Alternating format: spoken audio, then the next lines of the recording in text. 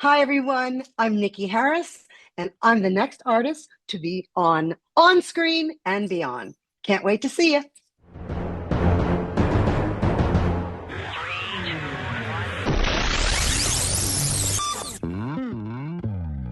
Onscreen and Beyond, an inside look into the entertainment world featuring interviews with people from the movie, TV, and music industry, news on upcoming TV and DVD releases, and the rumor mill. And now, here's the host of Onscreen and Beyond, Brian Zemrak.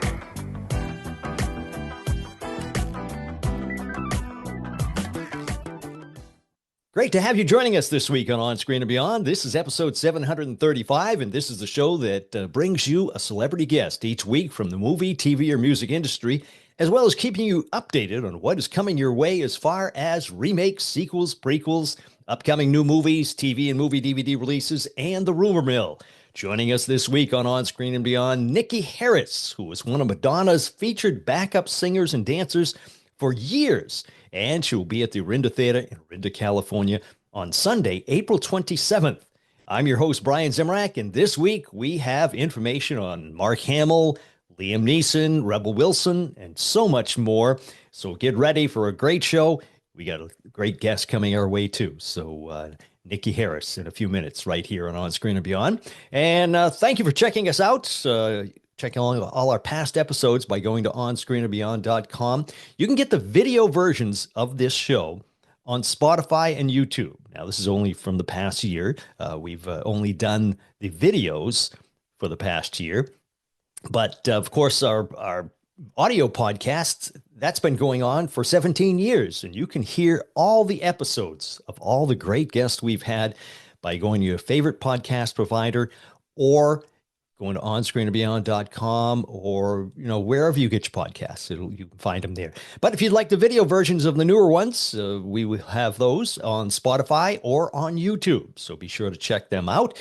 And I hope you'll check us out on Facebook and Instagram. And every time we post something, I hope you'll send it out again, share it with everybody and let them know. Have your friends know about Onscreen and Beyond so they can enjoy these guests that we've had over the years, whether it's people from the golden age of television and movies and music or recent movies. We got them all right here at Onscreen and Beyond. So I hope you'll be checking us out and be sure to subscribe or follow whatever your podcast platform does as far as, what they call it.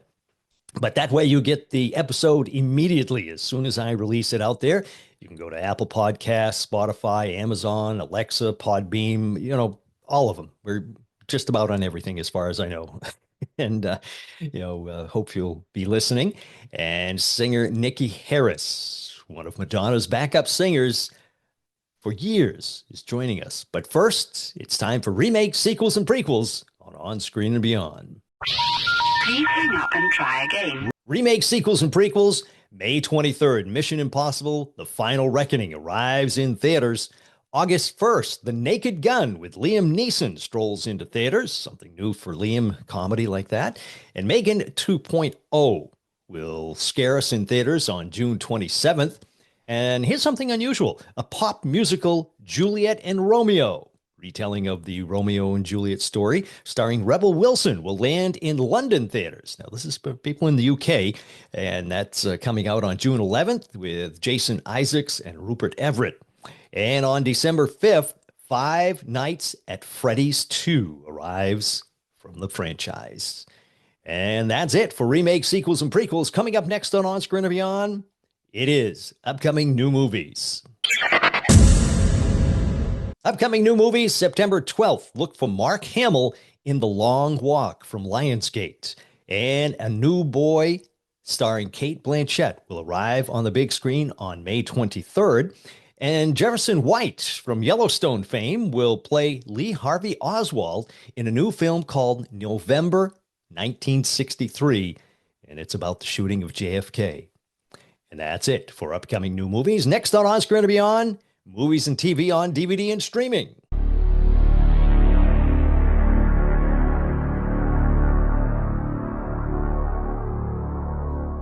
Movies and TV on DVD and streaming. Well, a lot of things coming out. The White Lotus, the complete third season, comes to DVD on September 9th.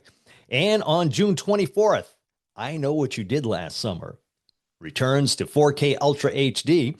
And July 8th, Clueless from 1995 with Alicia Silverstone lands on 4K Steelbook Edition.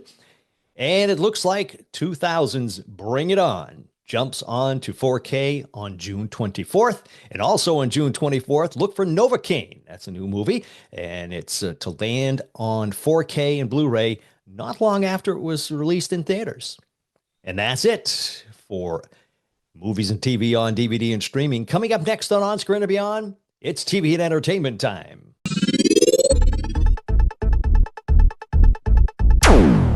TV and entertainment time. Well, the soap opera The Bold and the Beautiful has been renewed by CBS for its 41st season, which means it'll go through 2027 and 2028 season, at least. Let's see what happens after that. March 15th, 2026 is the date of the next Academy Award show, and The Chicken Sisters has been renewed for a second season over at Hallmark. And The Pit on Max, starring Noah Wyle, is already working on the next season. And that is it for TV and entertainment time. Coming up next on Onscreen and Beyond, Madonna did all kinds of hits and shows and concerts and tours and everything else back in the 90s. And we have one of her backup singers here joining us, who was with her for years, for all the big years, Niki Haris, right here on Onscreen and Beyond.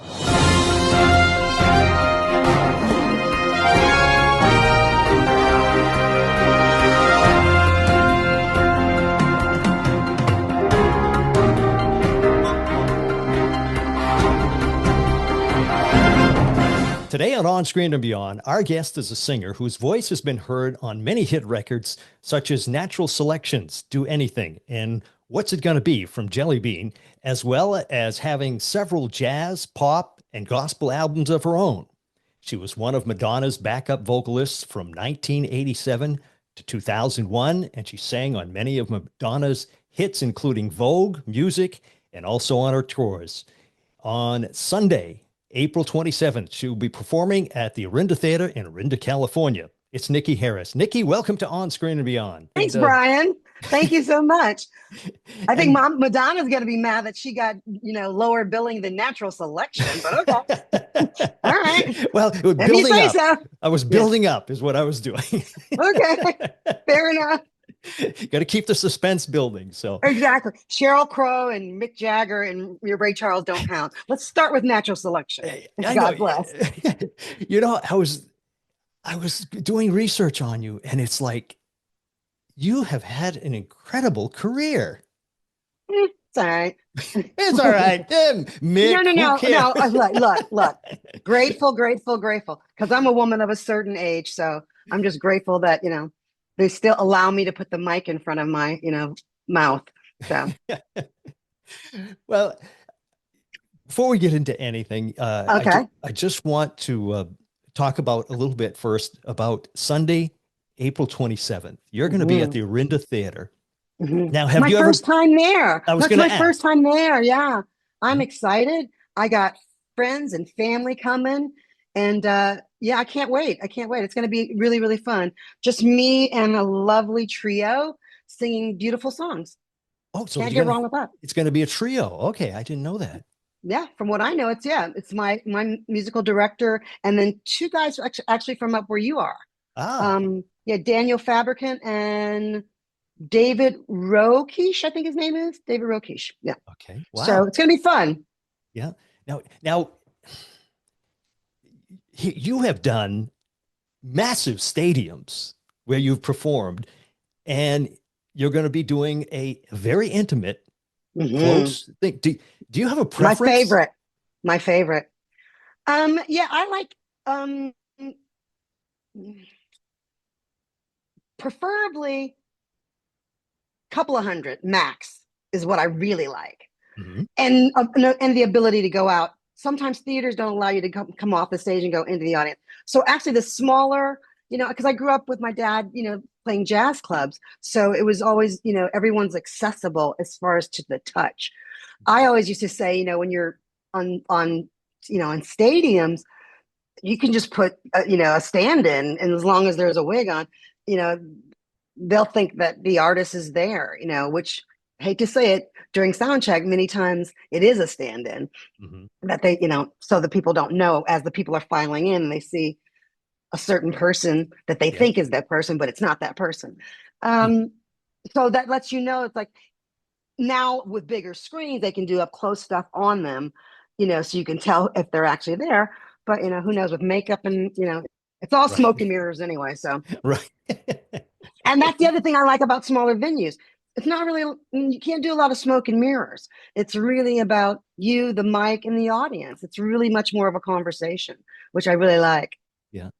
Now, do you do a lot of cabaret style performances? I don't do a lot of anything. Like I said, I'm a woman of a certain age. I actually, my favorite line is from Shirley Horn, the great jazz singer Shirley Horn, before she passed away. We were doing the Concord Jazz Festival up north there. And I wanted to go to breakfast with her. And I was like, I was so excited. I was like, oh, we could get up early and like have some coffee and let's talk. And she was like, girl, I don't do nothing early. So I think I'm moving into that phase of my life. I don't do nothing early. I don't do a lot of nothing. That's about the only thing I do a lot of. Nothing. I'd like to just enjoy a tree, enjoy a sunset, enjoy my dogs. The least I have to do each day, I'm happy. So no, I don't. And I think the road's really hard on the body. So I try to really pick and choose how much I go out. I have a home in Georgia as well. So I'm at my home here in LA, and I feel like I have this whole month. I'm going to work this month. Next month, I'm taking off. I can't, Don't blame Plus, me I need new knees. So that's a whole nother conversation. Yeah. Well, now, welcome to real life. Yeah.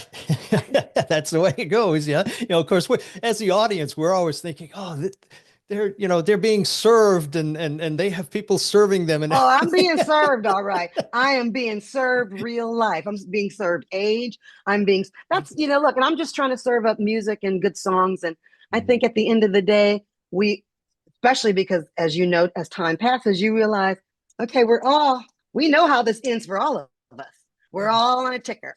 So, you just want to be doing what you really want to do. Yeah. So, and if sometimes that means just be still. So I don't feel any need to fill up my calendar to prove anything to any. I did all that and hurt my knees and did that athletic stuff in my, my teens and my 20s and my 30s and my 40s and my 50s. I'm good. I have moved into the other, side. Yeah. And as we were talking about earlier before we got on the air, we're more or less, the masters are the dogs, and I see one just sneaking up. Did you see him? Yeah. Where'd he go? He was sneaking He's up right behind me, slowly working his way up here. Come here. There he is. Come here. Come here. I think he wants to get in the picture. They want. Yep. Yeah, always. Yeah, that's Calvin. A couple weeks ago, I had Stephanie Powers on. I don't know if you remember her, but Stephanie was on, and her dogs too. They wanted to get on get on screen here. You're going to hear the jingle of their collars in a minute. Yeah. That's part of the deal. Yeah, but hey, you got to have the simple things. Yeah. Wait. Here he is. Wait, where is there? There he is. Hey, Calvin. Winston. That's Calvin. No, that's Winston. That's Winston. Okay. And this is Calvin's down here. Calvin's right there. Okay. Yeah. Okay. They're taking over the interview. Anyway, yes, music, my concert, joy. Yes. So what can the people expect at Orinda? Well, whenever I do a show, especially with just a trio, I try to, especially and it's my initial concert, I do my best to try to do what I call my American songbook.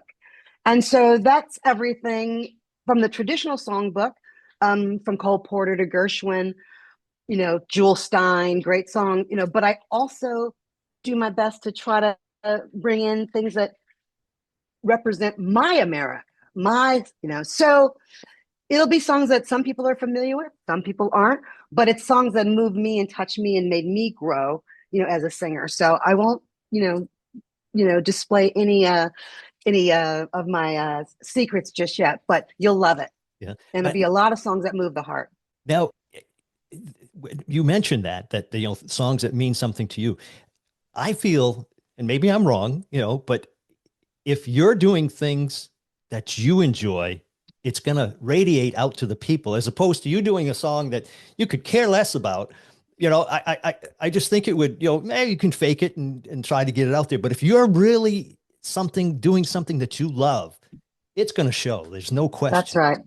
My when I teach my master classes, my first, job is to tell them, I don't care what your voice sounds like. I just care, first of all, do you know that song? Do you know why you're singing it? Do you know what it's about, what it's really about? Or are you just trying to imitate somebody else? Because then it's not a conversation anymore. If you're just regurgitating something that somebody else said, then you're not having a conversation anymore. You're just repeating what's inside of your head. And true art, true communication is to really be present with each other. Yeah. And I hope that I can do that with each song I sing. I hope, that's all I can do, and do the work.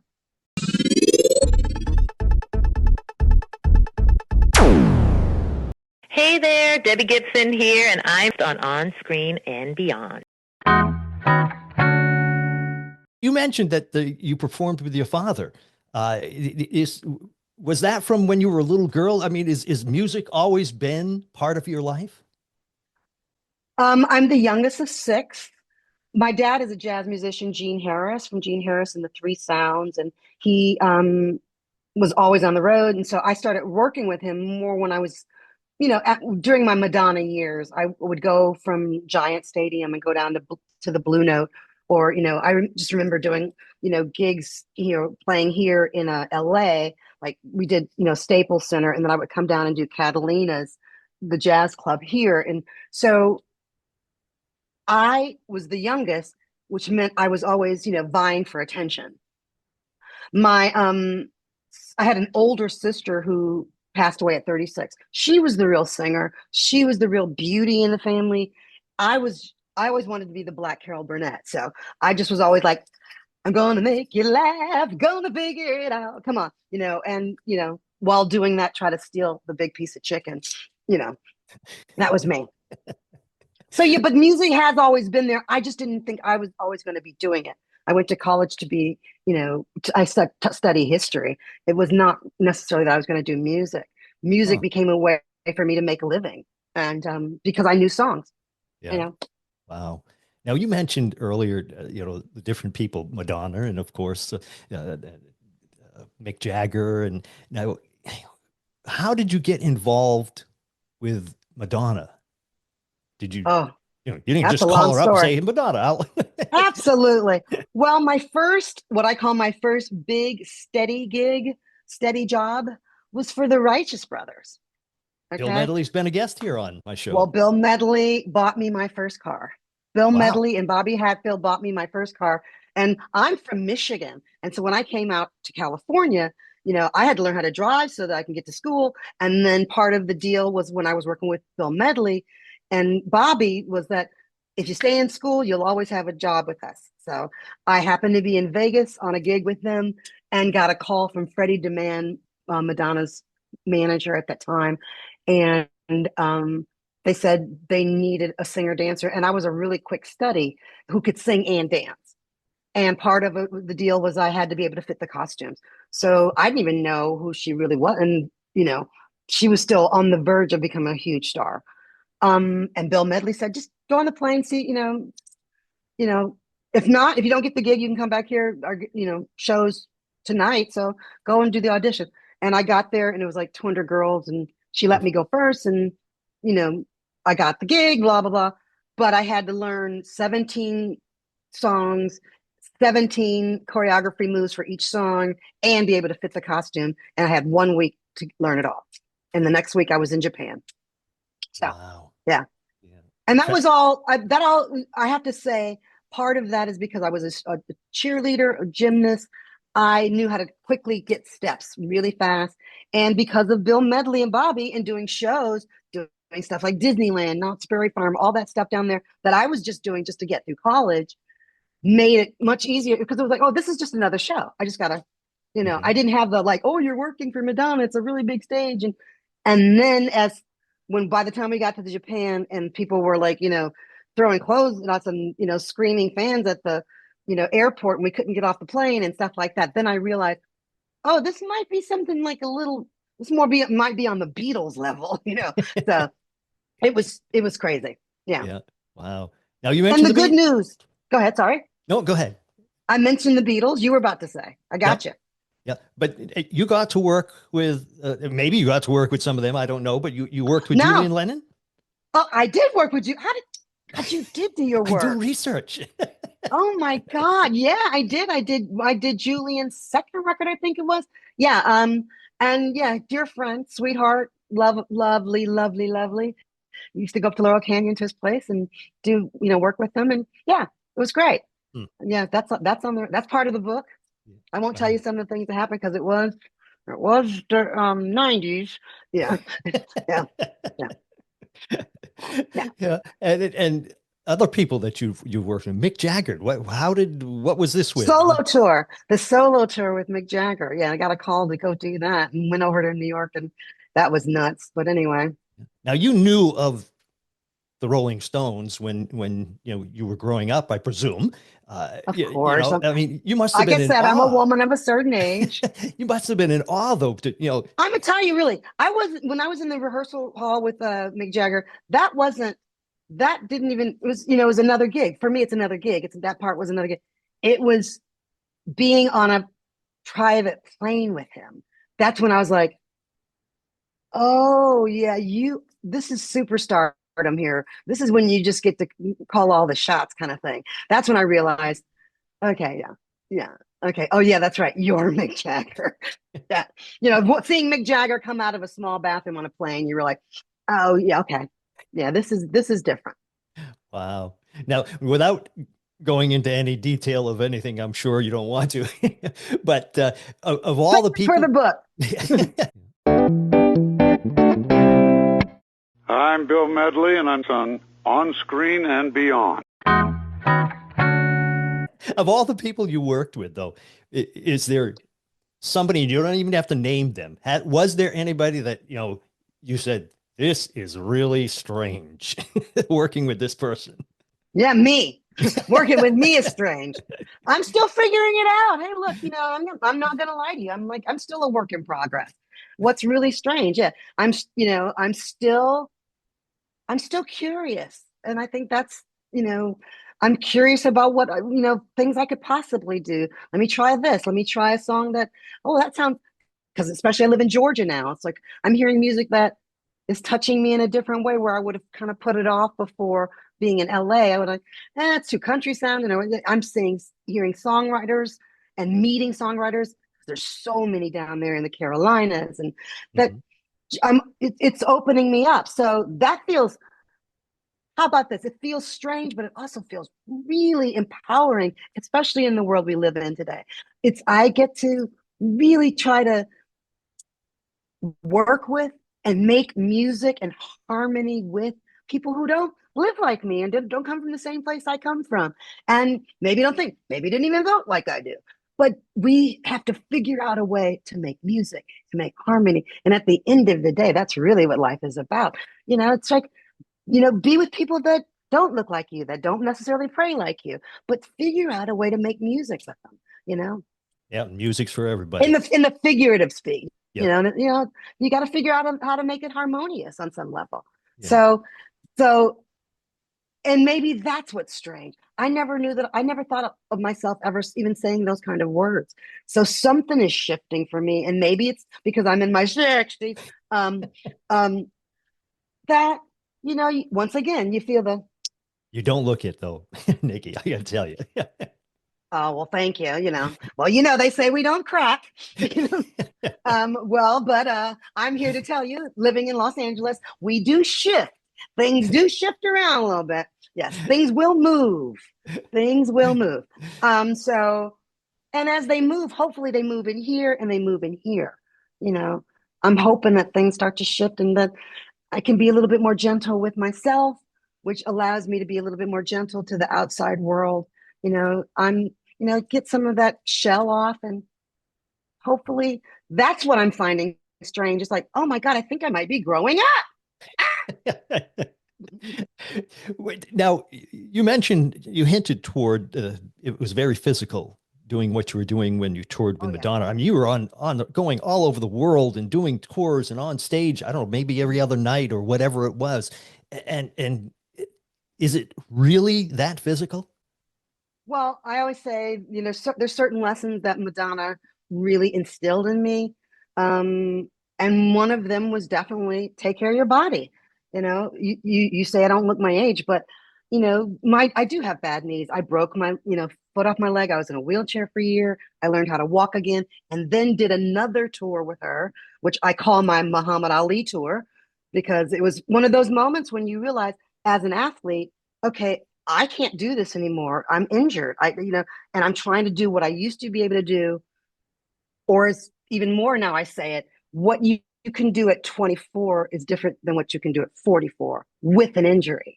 And all you have to do is look at a Muhammad Ali, footage, and you see those times where you're like, he shouldn't be fighting anymore. He shouldn't be in the ring anymore. So I just made my ring different. I'm still in the ring, but I just don't feel like I need to take the blows like that anymore. Not take those kind of blows. And trust me, my hat's off to all those who continue to do it, the Tinas, the Chers, all those people who really, because I know what it takes to be on that level as far as physically what you have to do to your body. Even Madonna, the fact that she's out 65, come on. Yeah. This is all I got for you on that one. Just for the body, just for what you have to put your body through. Yeah. So yeah, she taught me about, being kinder to my body, because, I, eating better, all those, the choices that you're making for this vessel that you're in, for this limited time you're in it. Yeah. Yeah. And now you look at artists like, Mick Jagger for one, and Paul McCartney and things like, and they're going out there and they're, in their 80s now. And it's like, they're doing 2.5, 3 hour concerts. It must be unbelievable. Now, wait a minute. I will say they're not dancing. Yes. Well, Mick's I will out there. say too. Well, and I will also say it really helps when you can have massages every day, when you're eating the best food, when people are preparing your food for you, when you're never having to drive and be stressed out, when somebody else is taking the phone calls. So that helps a lot to take some of that pressure off. And that's part of being an athlete too, is knowing how to delegate. Like, I can't do that right now and do this. So as far as that's concerned, because I have relatives that are in their 80s too. And I've had relatives who are down south who are still out doing their gardening, and it's still, and they still have to do their laundry. So it can be done in your 80s. Oh yeah. It can. And even better when you fly in private. You're right. Yeah. Well, that doesn't hurt. That's for sure. Yeah, doesn't hurt. No. It actually helps. It actually helps. Yeah.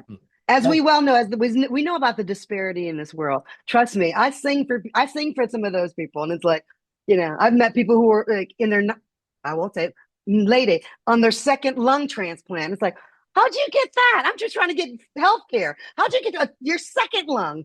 So yeah. Oh, okay. So Yeah. it helps. And what- that's the truth.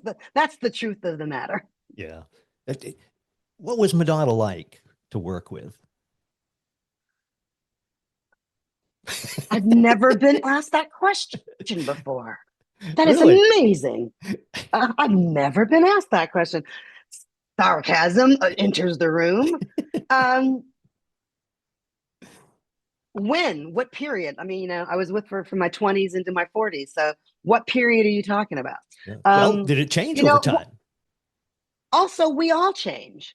And, what you do in your 20s is different than what you do in your 40s. How people react, hopefully you're different in your 40s, and you've learned some things. And so disciplined, if I thought of a word for her, disciplined, strategic,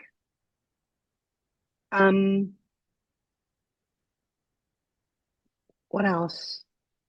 And curious. She taught me to be curious, a reader, being curious about all kind of culture and art. And yeah. Mm-hmm. Now, with all the people you've worked with, Is there anybody that you haven't worked with yet that you would love to work with? Oh yeah, unfortunately they're all dead. No, trust me. I mean, there's people I'd love to work with, if only just hang out. I don't have to go perform with them. I'd love to sing a song with Bruno Mars. I love I love his songwriting. I mean, because we're all on this again, I'd love to work with Stevie while we still have him. Stevie Wonder, when you get those one word, yeah, when I think about people I'd love to work with, it's not just musical. There's people I want to go and just sit and hear them talk. I want to, go sit on a beach and read a book with somebody. I don't necessarily have to perform with them, but yeah, there's people I just want to talk to. I mean, Paul McCartney still. I'd love to just talk to him. I don't need to perform with him. Yeah. So yeah, there's a lot of people. Once again, because that great word that I learned from Madonna, I'm still curious. So yeah, there's lots of folks out there, I guess, that I want to, if you call that performing, yeah. There's great jazz artists that are still here, but I just want to talk to them. I don't necessarily have to perform with them. Because that is a performance, because I know, performance is just moments. It's just moments. So yeah, I want to have moments with many people. Yeah. Now, I think it was, if I remember right, 2018 was your last album you put out. Was it 2018? I think so. Or right 19? before right before the pandemic, because my mom started getting sick, and I was going back and forth from Georgia to LA to Michigan, I was going, and she got COVID really bad, and so it was a lot going on. And then my daughter was graduating, so just a lot of stuff was going on. So yeah, I've got singles that I've put out. I've got the Nikki and Donna project that I have out. So I've got dance music that I put out, but I haven't had a full album. I haven't done a full album since 2018. And was right? It was 2019. I can't remember. I wasn't sure if it was one or the other. Right? That's 2019. Yeah, so it's been a good 6 years. Yeah. Any I'd say chance you're going to be putting another one out? I'm just doing singles right now. Yes, I mean, Mitch and I, my musical director, who's coming up to play with you, we were talking about doing another record. Like I said, I'm doing a lot of nothing. No, and in that, because I'm still trying to see what the universe holds for me. I'm doing master classes. I want to do another record, but quite frankly, I'm just trying to see what kind of world we're having. So I'm trying to just keep the songs that I know in my heart that keep me strong through this. And if I get pulled to do another record, I will. And at this point, I just want my daughter to be safe on our college campus. There's a few other things that are in my head and in my heart that, because, putting a record out for me, because I live in Augusta, Georgia, I need to come back here, pulls me away from her too much. So that's why I allow myself this amount of time. I'm going to work and I'm going to go back home and be with her. She gets out of school April 29th. And then she and I are going to have a good summer together. And like I said, when you've had so much behind you, you really cherish what could be coming. And because we know that nothing of this is promised. Yeah. So as much time as I can spend with her, as much time as, we lost, the last time I came home here in California, we lost my dog on the way there, just stuff like that, where it's like, okay, you know what? She wants another dog. Okay, we got to do that. And once again, single mom, trying to keep a lot of plates spinning. You'll probably get another record from me by the end of the year or next year, but we'll see. Oh, good. I'm making no promises. All I promise is that I'm going to be kinder and gentler to myself and to this world. Now, has your daughter expressed any interest in singing? Is she a singer too? She sings so good, and she is so not interested in doing any of it. She is an artist, and she's in school studying to do art therapy. She's doing psychology major, fine arts minor to do art therapy. That's great. Yeah, so we'll see what happens. Trust me, she might be working on her mama. I need some art therapy. Yeah. No, actually, I have. I thought about taking up painting. I'm kind of feeling that, and maybe even a little photography. I'm like, I want to get a good camera. So just once again, trying to stay curious. Yeah, you You keep know, trying everything. That's the key right trying to there. stay curious. I'm in the gym. I'm trying to like make sure that I'm trying to avoid a knee replacement right now. So I after I finish this month here, get my daughter in school. We're going up to Yale to Connecticut. I'm starting a study on this like biogenic gel that they're putting in the knees. Supposedly they're using it on the Lakers, and it's getting some good results. And it lasts for like a year and a half, and I don't have to maybe have to cut my knees open. So I'm That's yeah, that's hoping it works. Yeah, yeah. Wow. Well, I wish you luck yeah. with that. Me too. Did I just give too much information? Did I share too much? Did I overshare? Oh No, well. no, this is great. This is great. Just for those who are thinking about knee replacements, just keep your body strong first, because maybe there's something coming down the road, that you don't have to get all cut up. Yeah. Something less invasive. No. Yes, anytime you can stay away from the knife, that's Honey. that's a good And thing. I've had the knife, so that's why I'm really like, okay, like, can we wait on that for a minute? I've had the knife on both legs, and I'm like, I don't want to do it again. Yeah. Yeah. No, I can't blame you there. That's for sure. Well, Niki, we're going to finish up, but Okay. I want to, let everybody know that there are not many tickets left. And if you want a ticket for That Sunday, many. April 27th, yes, you That bet many. you better get to Rinda, the theater, and get yourself the tickets, because it is going to sell out. There's no question about it.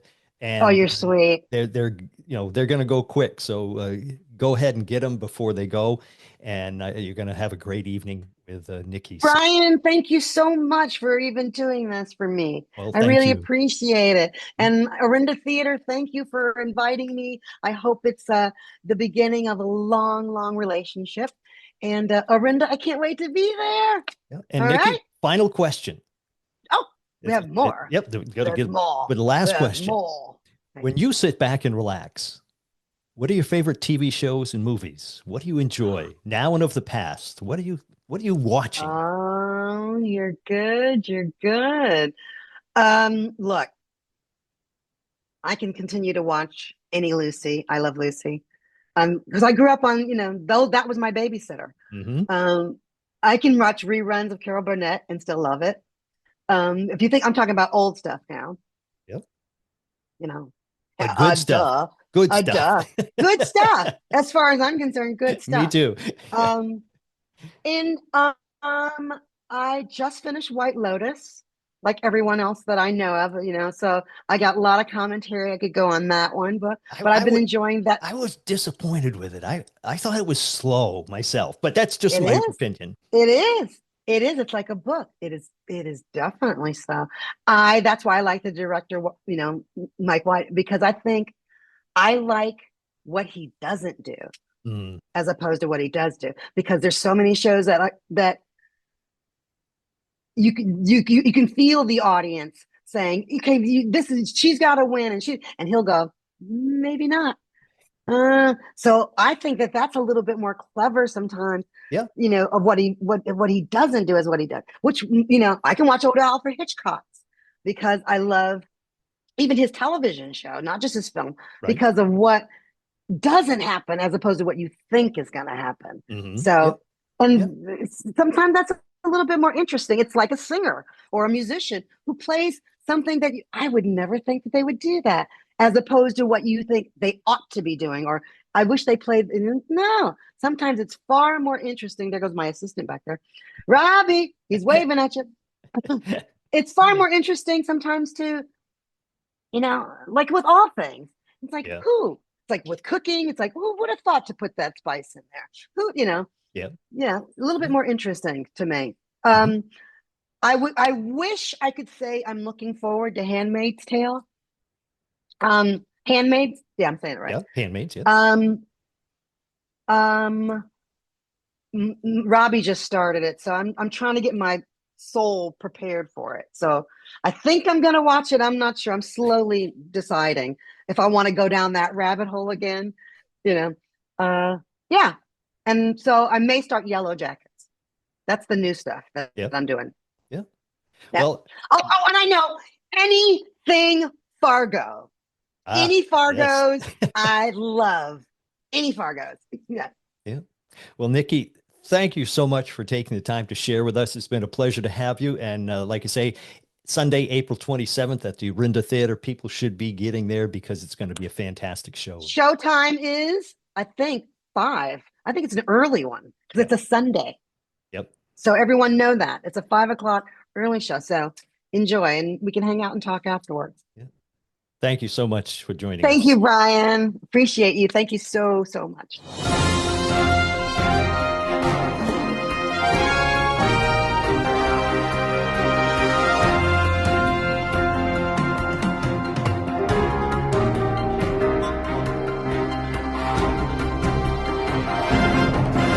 And that's it. I hope you enjoyed our chat with Niki Haris, and be sure to check her out at the Orinda Theater in Orinda, California on Sunday, April 27th. Not many tickets left, so if you're going to go, try to get those tickets, you better do it soon. And be sure to subscribe and follow on YouTube and Spotify, Apple Podcasts, wherever you get your podcast. Subscribe to Onscreen and Beyond, and hope you tell a friend so they can enjoy it too. All the people we've had over the years right here on Onscreen and Beyond. And that's it. That's a wrap for another episode of Onscreen and Beyond. So until next time, when we once again take you on screen and beyond, I'm Brian Zemrak. Take care.